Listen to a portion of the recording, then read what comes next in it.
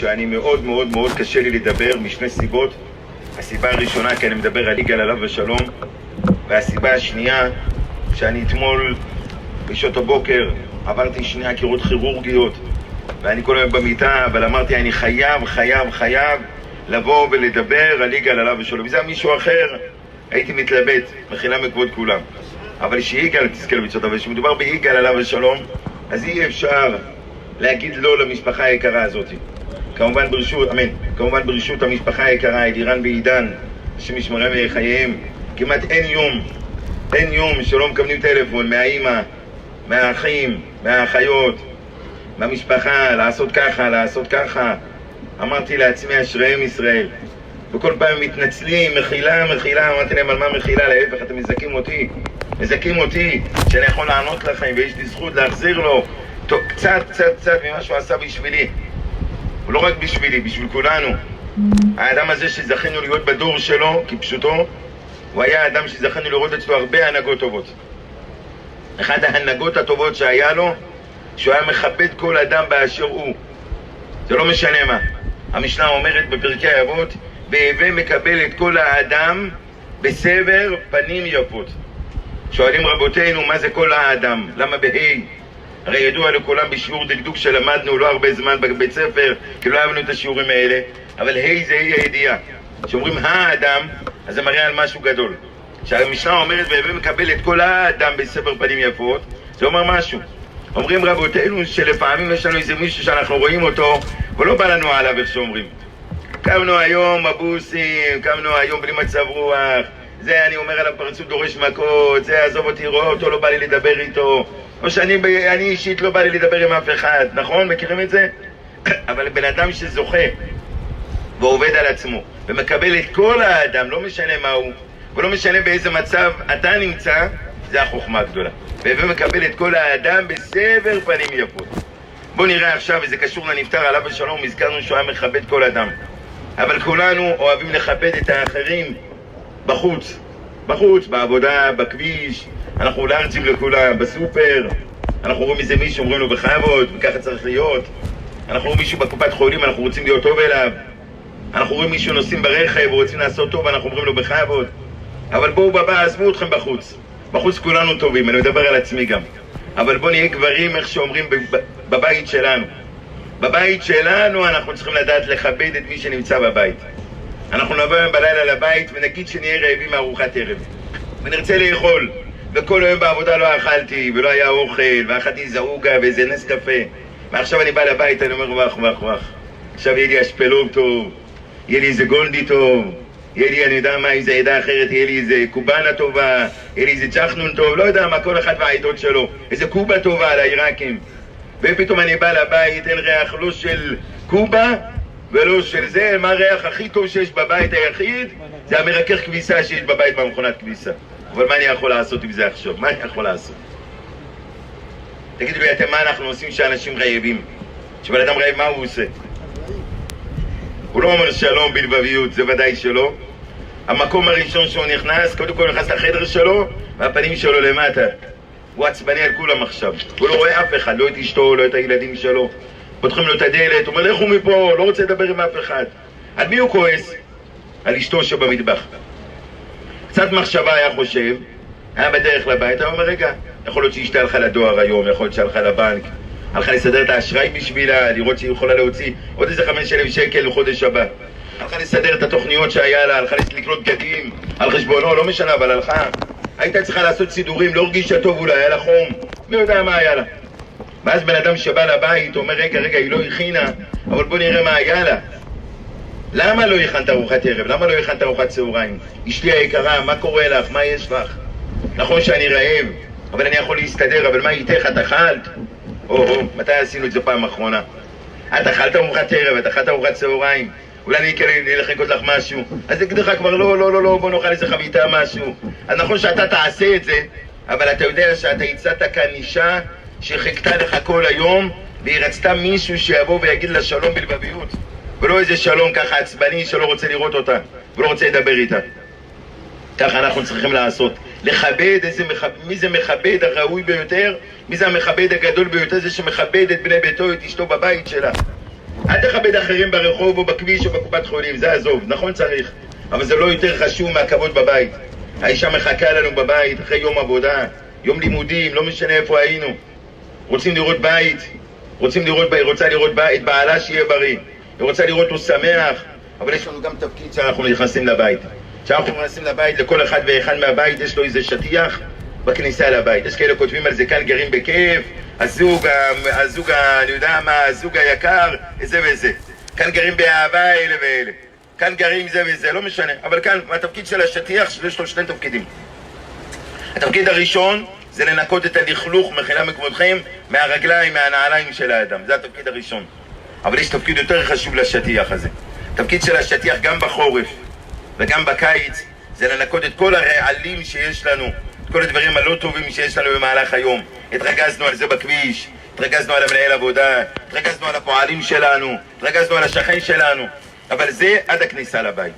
בכניסה לבית אנחנו בני אדם אחרים, ככה אנחנו צריכים לדעת להתנהג, וזה יהודי קשה ככה מתנהג. בכניסה לבית אשתו ובני ביתו של האדם לא אשמים מה שעבר עליו, להפך, הוא עוצר, מנקה את עצמו, אומר שלום בשמחה, שלום אשתי, שלום הילדים אם יש לו בבית, שלום לבני הבית, מזכיר את שמותיהם, מה שלומכם, איך עבר היום, יושבים בשולחן, אוכלים, לא אוכלים ואומרים יאללה האוכל חסר פלפל, חסר מלח, למה זה שרוף, למה זה מלוח, לא, אלא מה עושים, משבחים את האוכל. עוד יומיים יהיה ליל שבת, עוד יומיים, בליל שבת מה נאכל? דגים, נאכל שכינה בשבת בבוקר, נאכל בשר, כמה זמן לוקח? בוא נראה גבר מאיתנו פה, כמה שהוא הכי איי, בוא נראה אותו עושה יום שישי לבד בבית. יום שישי מכין את כל האוכל, אתה? אשריך. אז ראית אחד מכמה? מ-100, מ-200. אחד, אני גם לא מסוגל. זה כולל ספונג'ה, כולל ניקיון, כולל כביסה, כולל כלים, כולל להכין את הדגים שאנחנו לא מסוגלים לנגוע בהם. אני רואה דג, אני יכול להתעלב, לא רוצה לראות את הדג, לא רוצה, זה תעזבי, לא מוותר על הדג, לא רוצה דג, לא רוצה עוף, לא רוצה כלום. לא רוצה, עזבי אותי, לא נוגע בזה. תני לי משהו מוכן, אני אגע, יבשל משהו, אבל יכול להכין את זה לא מסוגל. והאישה לוקחת את הדג ביום רביעי כבר, ביום רביעי הולכת לשוק התקווה.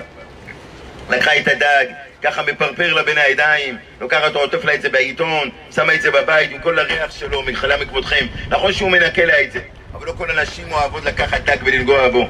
לא כל הנשים אוהבות לקחת עוף ולנגוע בו. יש כאלה אוהבים מוכן, סוסייטי, הולכים לסופר, קונים במגש שוף צלוי, קונים סלטים מוכנים, מי מסוגל לנגוע היום מפונקים? והאישה הזאת נוגעת בדג, מכינה לך אותו, טורחת, שמה פלפל, שמה מלח, שמה לימון, יום שישי בבוקר תגנב, בישלה, ביום שישי בערב, אחרי בית הכנסת, שלום עליכם, עושים קידוש, אוכלים את הדג. אז בעל טוב מה הוא עושה? אומר תודה רבה, איזה טעים היה הדג, כפרה עלייך, אין כמוך, את יכולה להיות השפית של מלון הילטון, כל הכבוד. אבל יש אחד אוכל את הדג, מה הוא אומר? הוא לא אומר אפילו כלום, הוא לא אומר, אין לו זמן להגיד אפילו. הוא אחרי הדג, ראה את המיטה שלו מבצבצת לו מהחדר, הוא כבר רוצה ללכת לישון כבר. אז הוא נרדם, צריך לקחת אותו באלונקה לחדר, למה אחרי שהוא אכל את האוכל? איפה תודה רבה, איפה היה טעים, לא היה טעים, מי מדבר בכלל? אומרים רבותינו בזהירות גדולה, אבל אני אגיד לכם את זה בעדינות. אדם שלא אומר תודה רבה לבני ביתו על מה שעשו לו, אדם שלא אומר תודה רבה לאוכל שעשו לו, זה כמו אדם שלקח אקדח כפשוטו וירה במישהו אחר. שאלו אותי מה עד כדי כך? האישה הזאת מחכה שתגיד לה מילה טובה על האוכל. האישה הזאת מחכה שתגיד לה משהו טוב על מה שהיא עשתה. אז איפה התודה רבה? לא צריך, בסדר. אז האישה הזאת מחכה שתגיד לה משהו טוב, אז איפה התודה רבה? רק תודה רבה, לא ביקשו ממך הרבה. אל תעשה את האוכל, אל תכין אותו, אל תוציא את הכלים מהשולחן, אל תוציא את הניילון, אל תעשה כלום, רק תגיד תודה רבה. כמה התודה רבה הזאת חשובה, כמה התודה רבה זה עושה לבן אדם, זה הדלק. אז זה מה שהיה אצל המנוח עליו ושלום, וזה אני אסיים, כי אמרתי לכם קשה לי לדבר. אבל עליו ושלום, המנוח עליו ושלום יגאל, שהיה אוהב ומכבד כל אדם. אבל הוא כיבד כל אדם לא רק בחוץ, אלא הוא כיבד כל אדם גם בבית, וזה אנחנו צריכים ללמוד ממנו עליו ושלום. חוץ מכל הדברים הטובים שהיה לו, והילדים שלו שיחיו, הבנים, הבנות, בראשם האמא. אני רוצה להגיד לכם לבנים ולבנות שיש לכם לנצל כל רגע ורגע שאמא שלכם חיה איתכם, שתי ברי עד 120. אמא כזאת קשה למצוא, זה האמהות של פעם, שיהיו בריאות עד 120 שנה. אמא שדואגת, אמא שטורחת, והבנות למדו את זה ממנה, והבנים למדו את זה ממנו וממנה, שתבטל לחיים טובים. בוודאי שבחיי החתנים צריך לדעת שהשנה הזאת, כמו שהזכיר כאן הרב חיים הקודם, השנה הזאת קובעת לנפטר עליו ושלום למעלה הכל. כל שמירת שבת שאנחנו שומרים, כל הנחת תפילין של הבנים ושל החתנים, כל קדיש שהבנים אומרים אפילו שקשה בבוקר, ואומרים אותו במסירות נפש, שחרית, מנחה ערבית, כל צניעות שהבנות מתחזקות, טהרת המשפחה, מקווה וכדומה, כל הדברים האלה זה קשה, נכון, אבל כשבן אדם עושה את זה הוא מרגיש מסופק. יבוא תגיד לי עכשיו, בוא תמכור את זה ב$1,000, הוא לא ימכור. בן אדם עושה משהו לכבוד השם. הקדוש ברוך הוא נותן לנו מכונית 4x4 BMW. קנינו, ברוך השם, משתבח שמו, אני בקושי יש לי אופניים, אבל יש כאלה יש להם BMW 4x4. נתן לך ברוך השם דירה 3 חדרים, ברוך השם. נתן לך ברוך השם כסף לאכול, כסף למכולת, כסף לשוק, משתבח שמו. אני אתמול אחרי שהכרתי את השם אמרתי לקדוש ברוך הוא תודה רבה לך שאנחנו יכולים להזיז את הפה, יכולים לאכול, אתה אוכל איזה דייסה ומעדל כמו איזה אחד בבית חולים רעות.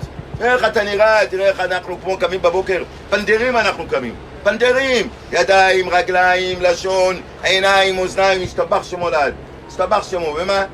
מי אומר, מתי אנחנו אומרים תודה? רק כשכואב לנו. החוכמה היא לדעת להגיד תודה רבה לקדוש ברוך הוא על ידי הנחת תפילין 5 דקות ביום, עוד שמירת שבת. נכון, רוצים לנסוע על הים, רוצים לעשות סידורים לבקר את סבא וסבתא, רוצים לבקר את הדודים ואת הדודות, רוצים לטייל בקניון, אבל שבת זה עזוב את התורה, עזוב את הקדוש ברוך הוא. שבת בשבילך, בשבילך. אתה יושב בשבת, בליל שבת עם הילדים, המלאכים באים אליך לבית, מלווים אותך, מברכים אותך. אתה יושב בשבת עם המשפחה, היום למי זמן לשבת עם המשפחה? כל אחד יש לו כזה מכשיר, תביא לי אותו רגע, ויש כאלה, יש להם בגודל של חצי שולחן, או כל השולחן כבר יש להם, ואיזה גדול, לא יודע איך הוא נכנס לו לכיס, לא יודע איך הוא סוחב אותו, צריך מסעית טובה. מי יש לו זמן לדבר בכלל היום עם אשתו? מי מדבר? מי שהצביע יגיד לי מי דיבר עם אשתו היום 5 דקות. אני. שלא היה סמא. היה אחד, אתה אשריך, אחד. היה אחד שאשתו רצתה אותו, אז היא התקשרה אליו, אמרה לו שלום, אני יכולה לדבר עם פלוני? אמר לה מדבר. אמר לה יופי. אמרה לו שלום, מה שלומך, איך אתה מרגיש? הוא אומר לה למה בטלפון? אמר לי כי אי אפשר לדבר איתך. מה היא עשתה? היא עשתה כאילו זה מישהי אחרת. היא אמרה לו אני צריכה עזרה באיזה בית. למה? כי היה עוזר לכולם, רק לה הוא לא היה עוזר. אז הוא אומר לה יש לי בעיה של אינסטילציה, בעיה של משהו בבית, בואי תעזרי, בוא תעזור לי. אמר לה כבר אני מגיע. שואלת מה כתובת? אז היא אומרת לו וינגייט 22. איזה משפחה? משפחת לוי. יש עוד משפחת לוי בבניין? ואיך קוראים לגברת? איך קוראים לך? גברת אורה. אורה זה אשתי. מה יש אורה 2? היא אומרת לה אורה, איך שכחת את אשתך? אפילו שכחת את אשתך. לכל העולם אתה דואגת, אורה אשתך שכחת. משפחת לוי בווינגייט 22 שכחת שיש. אנחנו דואגים לכולם, אבל בוא נדאג למי שיש לנו בבית עצמו, בבית שלנו.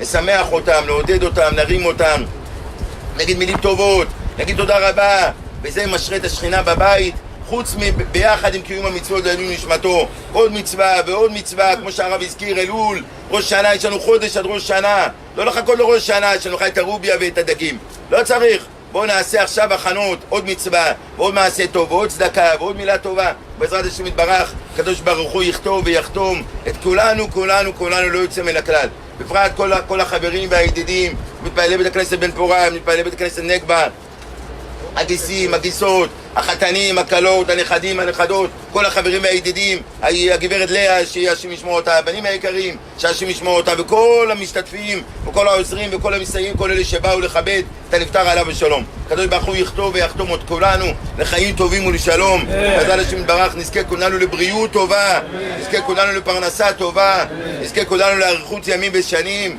שנזכה בעזרת השם יתברך לבשורות טובות עד בלי די, וניפגש כולנו רק בשמחות בגיל, אמן כן יהי רצון, תזכו לשנים רבות, נעימות וטובות. תודה רבה לכולם ומחילה על העיכוב, השם ישמור.